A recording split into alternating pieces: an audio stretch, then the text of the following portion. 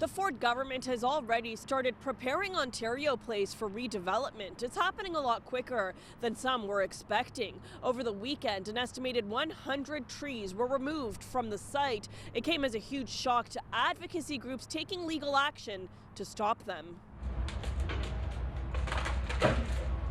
The video surfaced online this weekend, mature trees being taken apart branch by branch on Ontario Place lands, an unwelcome surprise to those who have been closely monitoring the situation. Heartbroken, anguish. I mean, these are trees that are 50 years old. Just seeing them bashed down by an excavator, like rip limb from limb, it's just heartrending stuff and just continues to demonstrate a government that does not care about their work.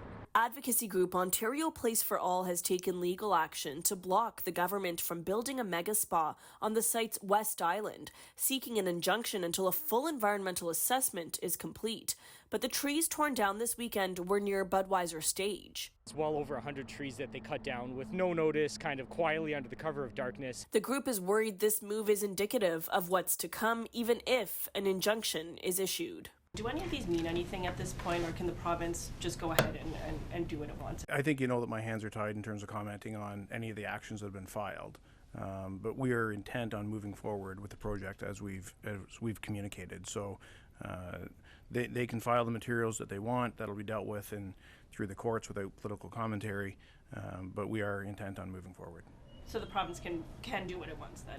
We'll always follow within the law. So we will do what we're permitted to do. It just continues a pattern here at Ontario Place of not letting Ontarians have their say. A spokesperson for the Minister of Infrastructure tells us for every tree that is removed, twice as many will be planted across the site and 6 times as many for large mature trees, which means double the number of trees and vegetation that currently exists on site. It's very hard to grow trees in an urban setting and even harder on the waterfront because they're constantly battered by the elements. So to lose 50-year-old trees, you're losing something that's irreplaceable. The government tells me they've been warning since September that this site preparation work is necessary, and that includes tree removal. For City News, I'm Tina Yazdani.